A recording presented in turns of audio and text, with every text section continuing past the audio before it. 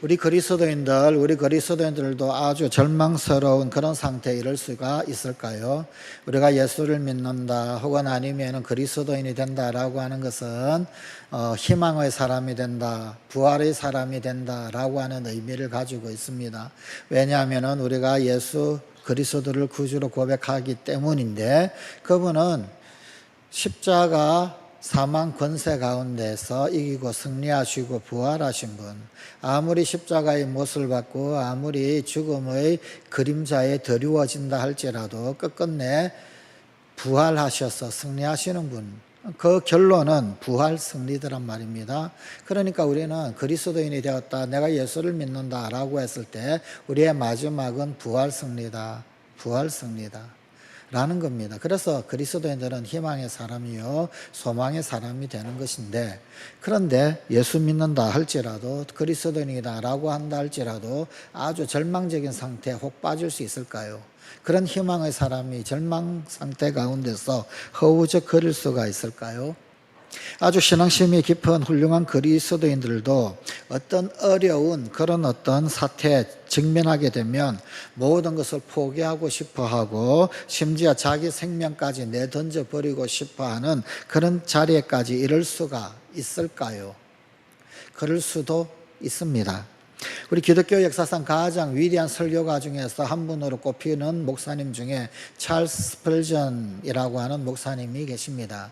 그런데 이 찰스 스펄전 목사님이 한 번은 설교 중에서 이런 고백을 했던 적이 있었습니다. 나는 때때로 너무나 깊은 절망과 두려움 속에 빠지곤 합니다. 나는 제발 여러분만은 나와 같은 이런 극한 상태에 처하는 일이 없기를 바랍니다.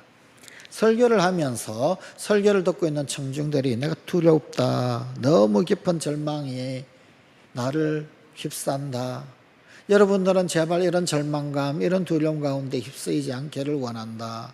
이 찰스 스펄전 목사님이 설교 중에서 이런 이야기를 고백한 적이 있더란 말입니다.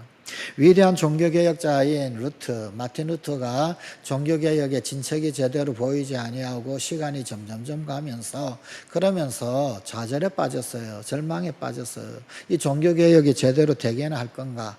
그리고 원수들 대적들은 이 루터를 잡으려고 사방에서 포위해오고 잡히기만 한다면 그야말로 죽여버리려고 그렇게 두 눈 벌겋게 뜨고 로마 교황이 그리고 거기에 어떤 특권을 받은 사람들이 이 루터를 잡으려고 혈안이 되어 있을 그때, 여러분 이런 시기가 점점 지나가게 되고 길어지게 되면은 사람이 지치게 되지요. 좌절 절망 올 수 있습니다.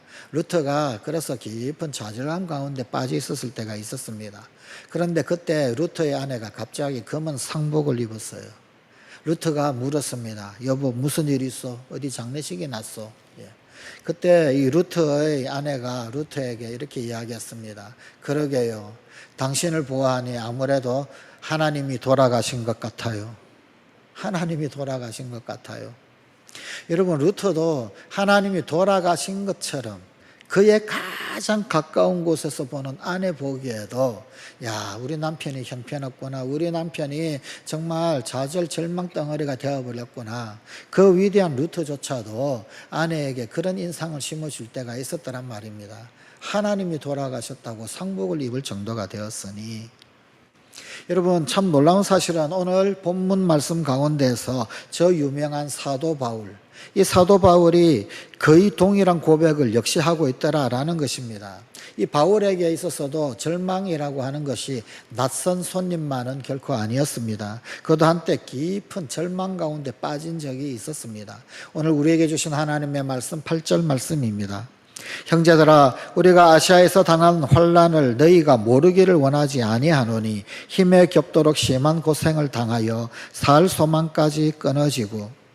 이 바울이 뭐라고 고백을 하느냐면 살 소망이 끊어졌다 고백합니다. 죽게 되었구나, 와 죽겠다, 지금 이런 이야기입니다. 죽겠다. 우리 그리스도인들이 정말 해서는 안 되는 말, 그리고 우리 스스로도 참 싫어하는 말이 죽겠다. 오죽하면 그 죽겠다라고 하는 말을 억지로 미화시켜서 죽게 있다 그렇게 미화시킬 정도로 예, 그렇게 우리 그리스도인에게는 싫은 말이 죽겠다라는 말이죠. 근데 지금 이 바울의 이 이야기는 죽겠다 그런 뜻입니다. 와, 죽겠다. 예. 여러분, 참 절망이죠.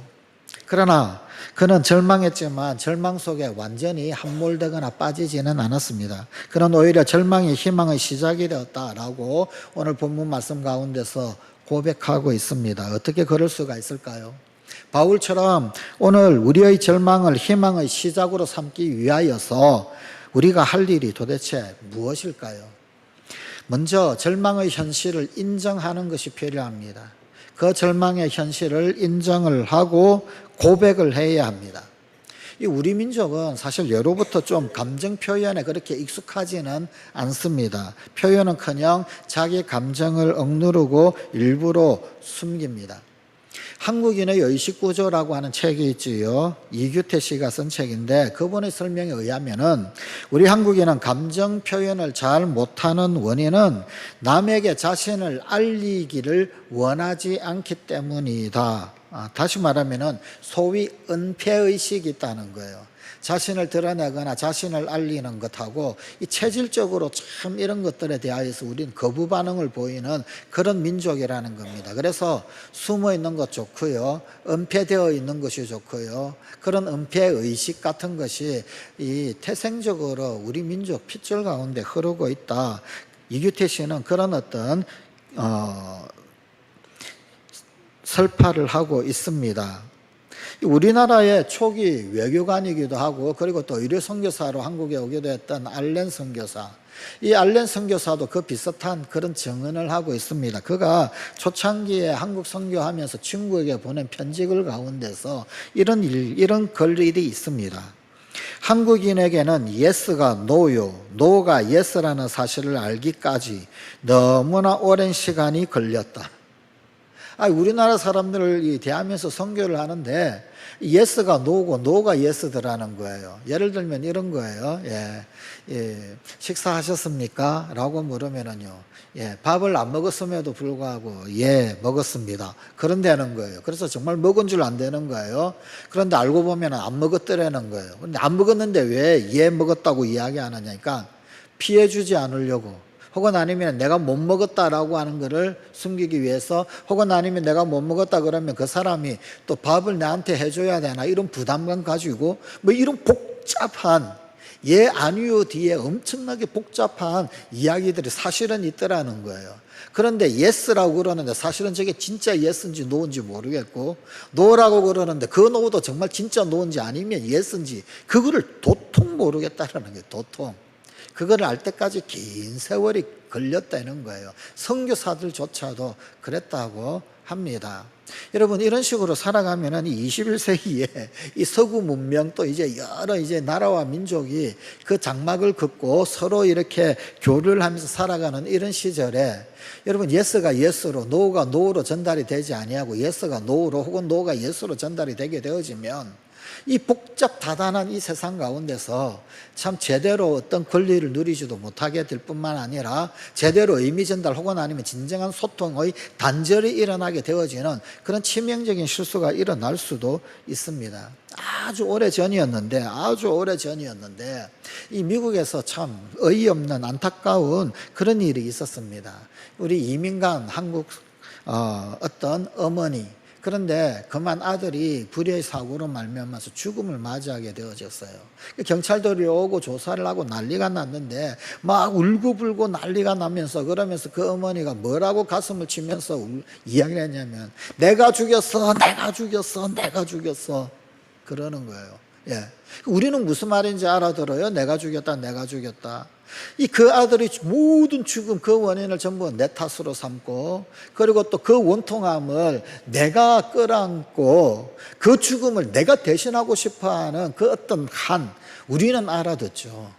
그런데 출동한 경찰은 그냥 그 자리에서 내가 죽였다 그러니까 자수한 걸로 여기고 그리고는 수갑 채워서 끌고 가버렸단 말이에요.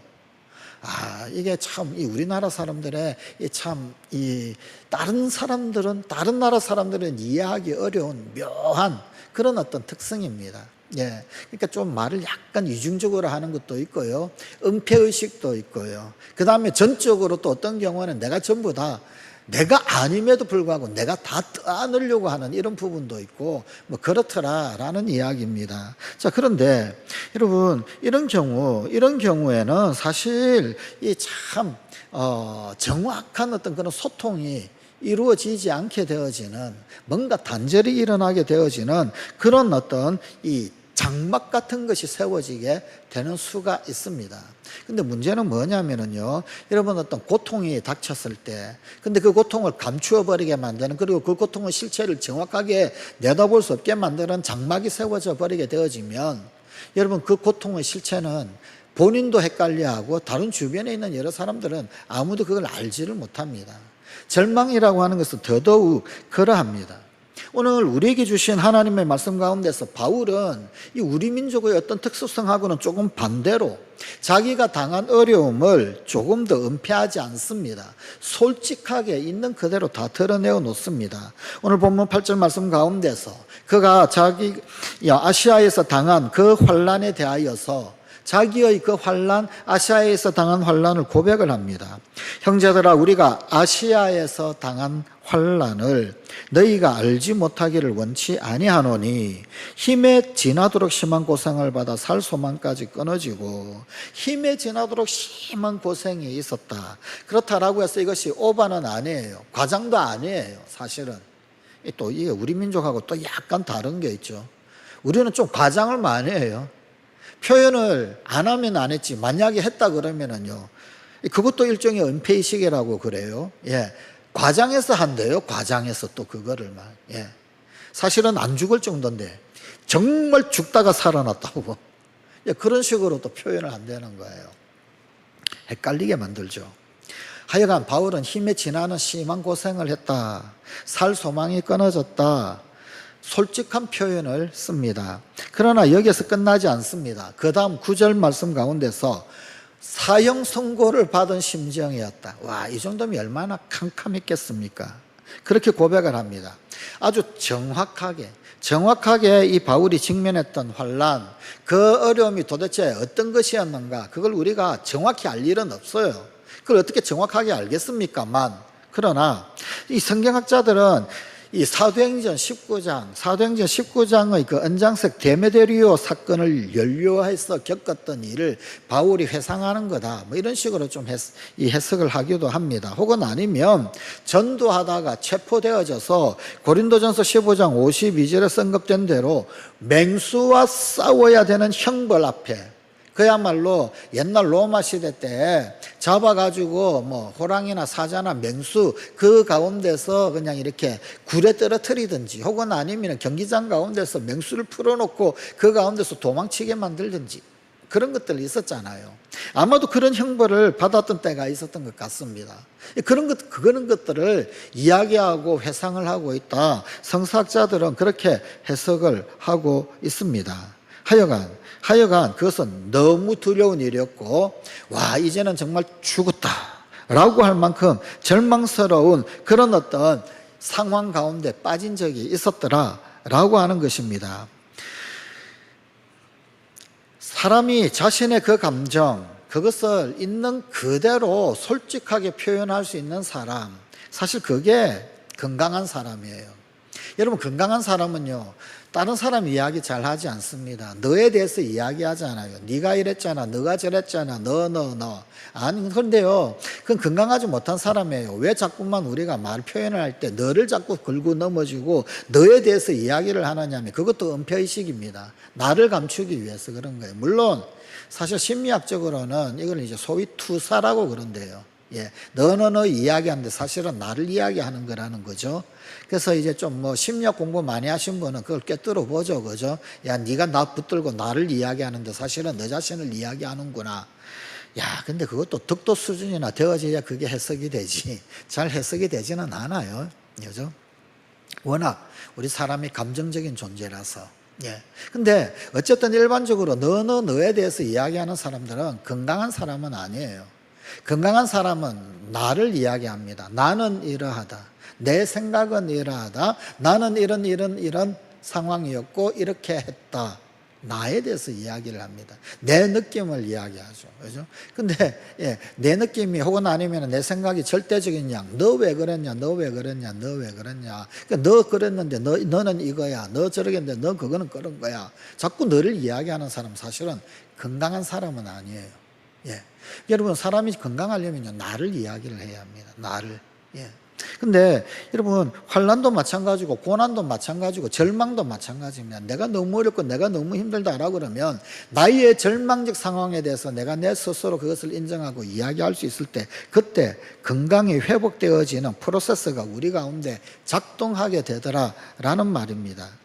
이렇게 자기 자신을 표현할 줄 아는 사람, 그 사람이 절망을 넘어설 수 있고 그 다음 단계인 치유의 단계로 나아갈 수가 있게 되더라라는 겁니다. 아플 때는 아프다라고 이야기해야 치유가 가능한 법입니다. 그래서 우리나라 사람들이 자주 쓰는 말 가운데도 그런 말 있잖아요. 병은 자랑하라. 병은 자랑하라.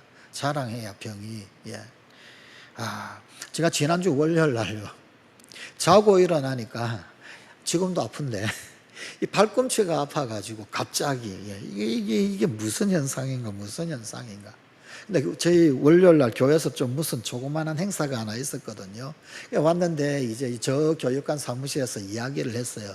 했더니 거기에 계신 분들 이야기하는 게 진단이 바로 나오더만요. 예. 얼마나 정확하냐면요, 그 이야기를 듣고 난 다음에 제가 이제 빨리 병원 가보시라고 그래가지고 정형외과를 가보라 그래서 정형외과를 갔어요. 정형외과 의사한테 들었던 말, 한마디도 빠짐없이 사무실에서 다 들었어요. 아니, 의사들이 어떻게 교회 사무실에 다 앉아 계신지. 그래서 제가 속으로 참 기가 막히다, 깜짝 놀란 적이 있었습니다. 희한하더라고요. 좌우지간. 여러분, 우리 옛말에 그런 것 있잖아요. 병은 소문내라고, 병은 자랑하라고. 그죠? 여러분, 아픈 것, 이런 것도 역시 마찬가지.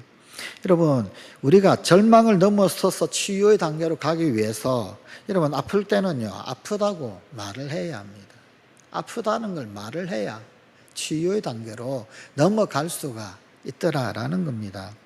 중독 증세를 치유하는 여러 모임 가운데서 그 치료 과정, 그 치유 효과가 가장 탁월하다, 효과적이다라고 입증되어져 있는 모임이 있습니다. 영어로 AA라고 하는 모임이 있는데, 이 알코올 중독자들 모임입니다. 뭐냐면요, Alcoholic Anonymous. 뭐냐면요, 무명의 알코올 중독자들.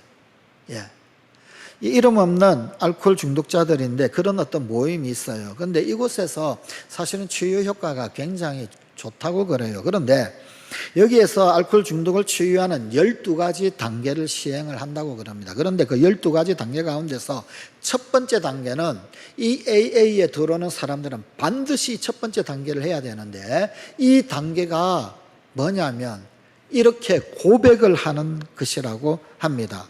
나는 그동안 알코올에 무력했으며 제 삶을 수습할 수 없었습니다. 이거를 고백한다는 거예요. 가족에게도, 그 다음에 이제 그 AA 모임에 온 사람들에게도, 혹은 아니면 그가 같이 생활하는 사람들 있죠, 그죠? 혹은 직장 동료에게도 이 말을 고백하는 거라는 겁니다. 나는 그동안 알코올에 무력했으며 제 삶을 수습할 수 없었습니다. 자신의 고통스럽고 절망스러운 현실을 인정하고 고백하는 것, 이것이 바로 치유의 시작입니다. 희망을 원하십니까? 치유를 원하십니까? 그렇다면 무엇보다도 자신의 절망감을 은폐하지 마십시오. 이제 자신의 절망을 시인하십시오. 그리고 고백하십시오. 그 순간 희망이 시작될 것입니다. 자신이 아닌 하나님만을 의뢰해야 합니다. 고백하고 그 다음 시선이 돌려져야 되는 거죠. 나를 쳐다보면 절망할 것밖에 없습니다. 시선이 하나님을 향해야 합니다. 이제 하나님만 의뢰해야 합니다. 이미 나에겐 답이 없잖아요. 이미 나는 절망 덩어리란 말이에요. 그런데 거기에서 눈동자는 돌릴 수 있잖아요. 시선은 돌릴 수 있잖아요. 시선을 하나님께로 돌려야 합니다. 하나님만을 의뢰해야 합니다. 때때로 하나님이 당신의 자녀들에게 감당하기 어려운 큰 절망을 경험케 하시는 이유 무엇입니까? 본문 9절 말씀입니다. 이는 우리로 자기를 의뢰하지 말고 오직 죽은 자를 다시 살리시는 하나님만 의뢰하게 하심이라. 우리는 대부분 좀 적당한 고난이 오게 된다 그러면은요, 자신의 힘으로 극복하고 자신의 지혜로 이 고난 헤쳐나가려고 합니다. 노력합니다. 그리고 절망을 돌파하려고 합니다. 적당한 고난, 적당한 절망. 그런데 정말 큰 고난을 만나면 절망합니다. 많은 사람들이 쉽게 포기해버립니다. 그런데 바로 이때가 하나님을 의뢰할 때라는 거예요. 힘으로도 안 되고 능으로도 안 되고 아무리 애써도 안 될 이때, 그때가 하나님을 의뢰할 때다라는 것입니다. 더 이상 내 자신이 할 수 있는 것 없잖아요. 하나님 의지해야죠. 우리가 자신에 대하여 절망할 때, 곧 죽을 때, 바로 그때가 하나님의 부활 능력을 경험할 순간이더라, 그런 말입니다. 그것이 바로 믿음의 조상 아브라함의 체험이기도 했었습니다. 고대 세계에서 자식을 두지 못한다, 그거는 절망 그 자체였었습니다. 자식이 없다, 이거는 완전 저주받은 인생, 완전 절망. 인간적으로 생산의 기회와 능력을 다 잃어버려서 절망하지 않을 수 없던 그때, 그는 그 절망 속에서 오직 하나님만 바라보았습니다. 그리고 바로 그때 하나님은 그에게 이삭이라고 하는 기적의 아들을 선물로 주시지 않았습니까? 로마서 4장 18절 19절입니다. 아브라함이 바랄 수 없는 중에 바라고 믿었으니 이는 내 후손이 이 같으리라 하신 말씀대로 많은 민족의 조상이 되게 하려 하심을 인함이라. 그가 백세나되어 자기 몸의 죽은 것 같음과 사라의 태의 죽은 것 같음을 알고도 믿음이 약하여지지 아니하고. 그렇습니다. 아브라함은 바랄 수 없는 중에 바라고 믿었습니다. 완전히 믿음 끝 아니요, 그 상태에서도 바라고 믿었다. 성경이 뭐라고 말씀합니까? 믿음이 약하여지지 아니하고 라고 증언하고 있지 않습니까? 또 히브리서 11장 12절입니다. 이러므로 죽은 자와 방불한 한 사람으로 말미암아, 무슨 뜻이냐면 그냥 죽었다라는 거예요. 죽은 것 같은 사람. 그런데 그 한 사람으로 말미암아 하늘의 허다한 별과 또 해변의 무수한 모래와 같이 많이 생육하였느니라. 죽음과 같은 완전 절망, 그런데 그 절망 상태의 그 사람 통해서 새로운 생명의 기적이 일어나게 되었다. 지금 그런 증언입니다. 그리고 아브라함과 사라는 믿음의 조상이 되고야 말았습니다. 바울은 이런 믿음의 조상들의 경험, 그리고 자신의 경험을 통해서 희망을 가지게 되었습니다. 과거에 나를 도우신 그 하나님이 지금도 나를 도우신다, 앞으로도 나를 도우실 것이다, 그것 믿는 겁니다. 미래에 어떤 고통, 어떤 절망 찾아온다 할지라도 나를 도우실 것이다, 견고하게 믿는 겁니다. 그래서 절망으로 시작했던 오늘 본문 말씀, 이제 사도 바울의 입을 통해서 희망의 고백으로 변합니다. 선포됩니다. 본문 10절 말씀입니다. 그가 이같이 큰 사망에서 우리를 건지셨고 또 건지시리라. 또한 이후에라도 건지시기를 그를 의지하여 바라노라. 과거에도 건지셨고 지금도 건지실 것이고 또 이후에도 그분은 건지실 것을 내가 바라고 소망한다. 이 고백, 이것은 이제 더 이상 절망이 아닙니다. 어느새 바울은 희망의 미래를 바라보고 있는 것입니다. 하나님을 의지하고 하나님 의뢰하면 미래가 보이기 시작하는 거예요. 희망이 보이기 시작하는 거란 말입니다. 그래서 일찍이 존 F 케네디는 이런 말을 남겼습니다. 큰 위기는 우리를 큰 희망을 갖고 살아가는 큰 사람으로 만드는 기회다. 큰 사람으로 만드는 기회. 성관가족 여러분, 지금 큰 위기가 닥쳐왔습니까? 절망하십시다. 그러나 그 절망에 빠지지는 마십시다. 그 절망 속에서 하나님을 바라보십시다. 내가 아무것도 할 수 없을 그때는 하나님을 바라볼 절호의 기회가 아닙니까? 어차피 다른 의지할 것이 없는데, 어차피 아무것도 보이지 않는데, 나를 쳐다보면 한숨밖에 없는데, 그렇다면 하나님 바라봐야 할 절호의 기회잖아요. 강제적으로 하나님 바라보게 만드시는 거 아닙니까? 그럼 하나님 바라봐야지요. 하나님 의지하고 하나님 의뢰해야지요. 죽은 자를 살리시는 하나님만 의지하십시다. 하나님 외에는 답이 없습니다. 고백하십시다. 이제 곧 기적이 시작될 것입니다. 절망을 희망으로 바꾸는 그 기적 말입니다. 그리고 서서히 희망의 빛이 트여올 때 서로에게 희망이 되는 도움을 주어야 합니다. 우리 형제 자매가 서로가 서로에게 우리가 하나님만 의지한다라고 말할 때 이것은 사람의 도움을 받지 않는다 그런 뜻은 아닙니다. 나는 하나님만 의지해, 나는 하나님만 믿어, 나는 하나님께만 도움이 있어 이렇게 고백할 때 전혀 사람의 도움, 전혀 사람의 손 거부하는 것, 그걸 말하는 것은 아니다라는 말입니다. 우리가 하나님을 의지하고 그분의 도움을 받을 때 많은 경우 하나님께서는 사람들을 통해서 우리를 도우십니다. 사람들을 통해서 우리에게 나타나시고 사람들을 통해서 우리에게 다가오시고 사람들을 통해서 도우십니다. 하나님이 응답하시는 여러 방법들이 있지요.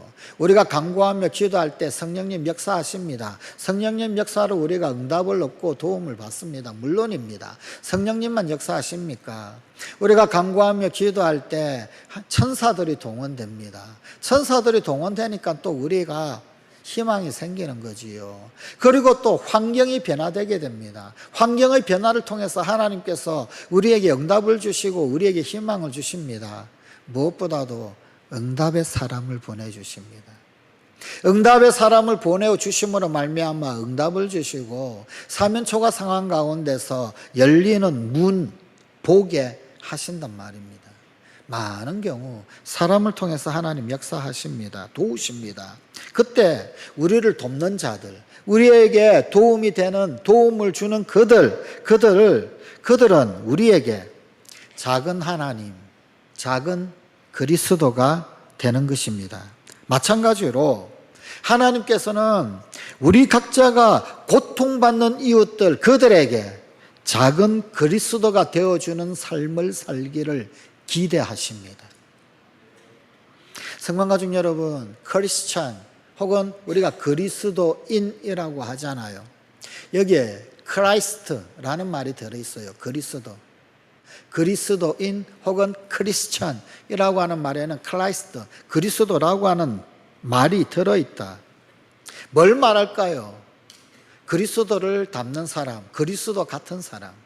크리스찬은, 그리스도인은 다시 말하면 작은 그리스도라는 뜻입니다. 우리가 그 누군가에게 작은 그리스도가 되어야 합니다. 우리 그리스도인은 서로가 서로에게 작은 그리스도가 되어야 합니다.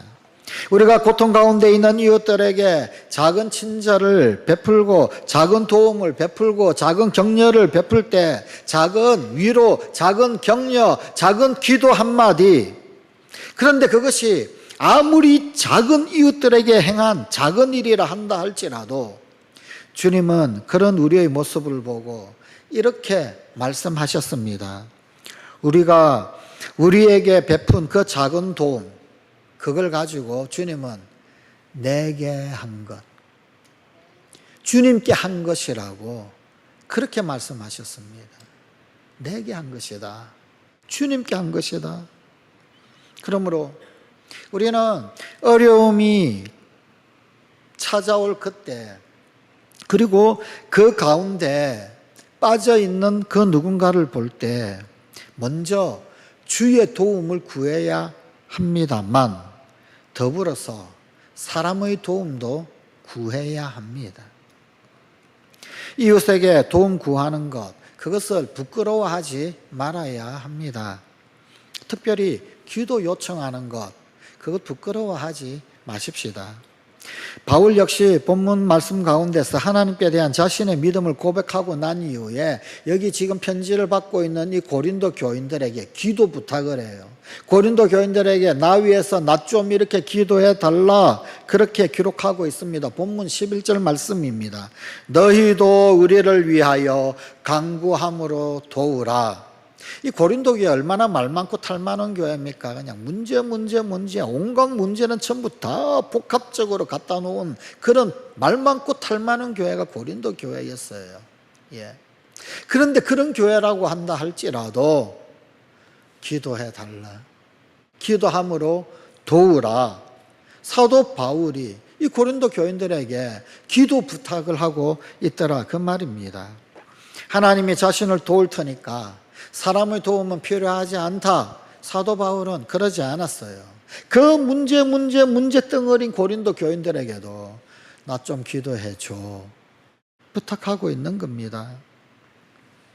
성도들을 향해서 심지어 여러분만 기도해 주면 내가 하나님 앞에서 일어설 수 있다, 지금 그렇게 고백까지 하고 있는 겁니다. 여러분이 기도만 해준다 그러면 하나님의 은사가 자신과 함께 할 것이다, 지금 그렇게 고백하고 있는 것 아닙니까?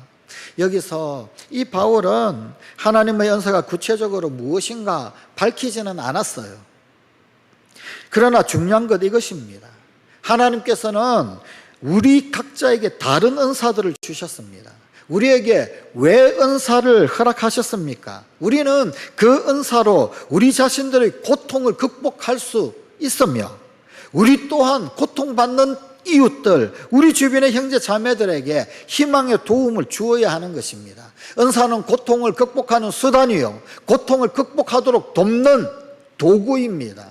그래서 하나님 은사 주셨다는 거예요. 우리 각자들에게 주시는 그 은사를 가지고 우리는 이길 수 있습니다. 절망도 고통도 이겨나갈 수 있고, 우리 각자들에게 주신 은사, 그것 사용하여서 또한 그 누군가를 도울 수도 있더라라는 것입니다. 우리는 그 은사로 희망의 도움을 주어야 합니다. 어떤 사람은 이웃을 위해서 기도할 수 있습니다. 어떤 사람은 따뜻한 말로 격려할 수 있습니다. 어떤 사람은 물질로 도움을 줄 수 있습니다. 또 다른 사람들은 자기의 재능으로 이웃에게 도움이 될 수 있습니다.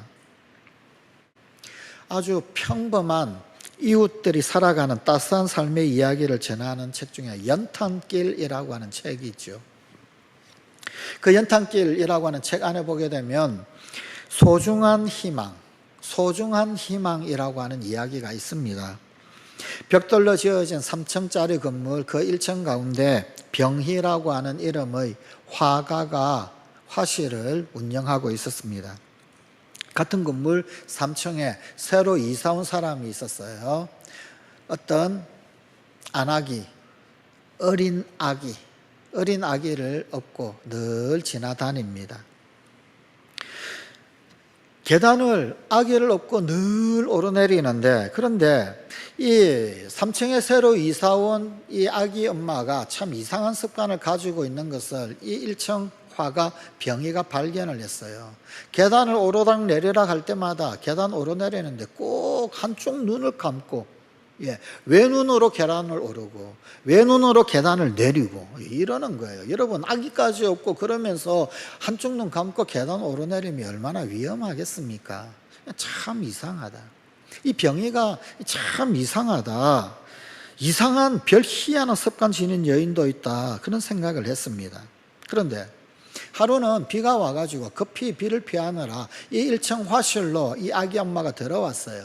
그래서 인사를 나누게 되었고, 이리저리 안부도 나누고 사연도 묻고 대화를 하게 되었는데, 그런데 등이 업고 있는 아기를 가만히 보니까 이 아기의 오른쪽 오른쪽 눈이 감겨져 있는 거예요. 오른쪽 눈이 정상이 아니었습니다. 비정상이었습니다. 흉하게 감겨져 있었습니다. 태어난 직후에 질병이 있었는데 그 질병의 후유증으로 말미암아서 이 어린 아기가 오른쪽 눈이 실명이 되었다는 겁니다. 이 병인은, 이 여인이 왜 이상한 습관을 가지고 있게 되었는가 조금은 이해를 하게 되었다고 합니다. 그런데 어느 날 갑자기 그 삼청 여인이 이 일청화가 병이 자기 이 병이에게 사진 한 장을 내어 놓았어요. 사진 한 장을 주면서 부탁을 했습니다. 화가 선생님, 우리 이 아가의 사진을 그림으로 그려줄 수 있나요?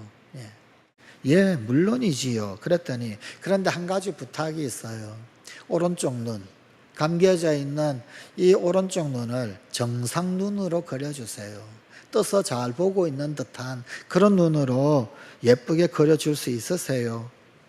엄마 된 그 여인의 마음 충분히 알지요. 병에는 그러겠다고, 그럴 수 있다고 대답을 했습니다. 이 화가가 하루 종일 온 정성을 다해서 그림을 그렸어요. 마지막으로 오른쪽 눈, 아가의 오른쪽 눈을 그리는데 떨리는 마음이 막 드는 거예요. 그냥. 평소에도 많은 그림을 그렸는데 왜 이 오른쪽 눈을 그리는데 긴장이 되는지, 왜 떨리는지, 하여간 마지막 심혈을 기울여서 그렇게 아가의 오른쪽 눈까지 잘 그렸습니다. 그리고는 돌려주었는데 여인은 매우 좋아하면서 감사하면서 그림을 가져갔어요. 그리고는 며칠 후 3층 집으로 이 화가 병이를 초청을 합니다. 화가가 3층 집을 방문을 했을 때 좁은 거실 벽면에 자기가 그려주었던 아가의 그림이 액자에 고이 들어서 잘 걸려 있는 거예요. 아주 소중한 모양새로. 그런데 여인은 그 그림이 너무 좋다고, 늘상 저 그림을 본다고 그렇게 이야기하면서 이렇게 말하는 겁니다.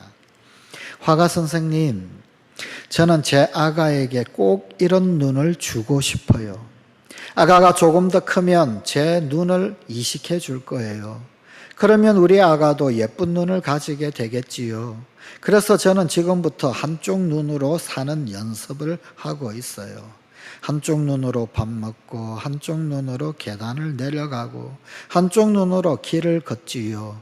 그래도 저는 얼마나 기쁜지 몰라요. 그 순간 비로소 병인은, 그 여인이 그동안 한쪽 눈을 감고 계단 오르락 내리락 하는 것, 그 진짜 이유를 알게 되었습니다. 이 엄마는 자신의 눈으로 아기의 희망이 되고 싶었던 것입니다. 이날 병이 화가 선생님은 난생 처음으로 자기가 그린 그 인물 한 장이 한 여인에게, 그리고 한 아가에게 얼마나 진지한 희망이 되고 희망을 주는지 기적을 보는 것을 느꼈다는 거예요. 그렇습니다. 오늘 우리 주변의 이웃들에게 이런 희망이 되어주는 마음들이 존재하는 한 절망은 없습니다. 우리가 이런 사랑을 나누고 경험하는 한 우리의 절망은 새로운 희망의 시작이 될 것입니다. 성경은 사단을 파괴자라고 합니다. 사탄의 일은 희망을 파괴하고 희망을 빼앗는 것입니다. 그러나 예수님은 이 땅에 새로운 생명, 새로운 희망을 주려고 오셨습니다. 우리가 예수님을 영접하는 순간 우리는 희망을 영접한 것입니다. 그러므로 희망이 필요한 사람마다 십자가 앞에 서야 합니다. 왜냐하면 이 십자가에서 주님은 우리의 절망을 희망으로 바꾸셨기 때문입니다. 죽음은 인류 최후의 절망, 죽음은 우리 인생 최후의 절망입니다. 그러나 예수님이 우리를 절망하게 한 그 죄를 짊어지시고 대신 십자가에 못 박히시는 순간 우리의 절망도 함께 죽었습니다. 그리고 장사한 지 사흘 만에 부활하시는 그 순간 우리의 희망도 다시 태어났습니다. 주님은 우리에게 영원한 희망, 흔들리지 않는 새로운 희망 주시기 위해서 다시금 부활하셨습니다. 사랑하는 성도가족 여러분, 예수님을 죽은 자 가운데서 살리신 그 하나님, 나의 하나님, 우리의 하나님이신 것을 믿으십시다. 그리고 우리의 죄를 대신 지고 죽으신 예수님의 십자가 앞으로 달려 나오십시오. 절망 가운데 빠진 우리에게 희망을 주시려고 죽으신 예수님의 십자가를 바라보십시다. 우리 앞에 직면하고 있는 절망이 어떤 것이든 이제 더 이상 두려워하지 마십시다. 그분이 우리를 대신해서 죽었던 그 순간, 나의 절망은, 우리의 절망은 이미 끝이 났습니다. 그분의 죽음으로 우리의 희망이 시작되었습니다. 그분의 죽음을 헛되게 하지 맙시다. 이 복음의 비밀 아는 자들에게 절망은 결코 끝이 아닙니다. 절망을 더 이상 두려워하지 마십시오. 절망은 희망의 시작입니다. 십자가 앞에서 기도하십시다.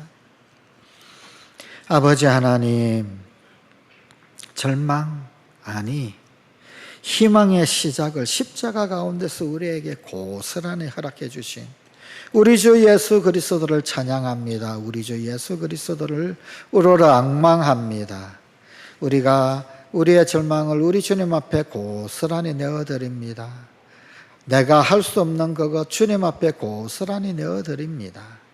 주님, 응답의 사람을 붙여주시고 또한 우리 역시 그 누군가의 응답의 사람이 되며 작은 그리스도가 되는 우리 성관가족들이 되게 하여 주시옵소서.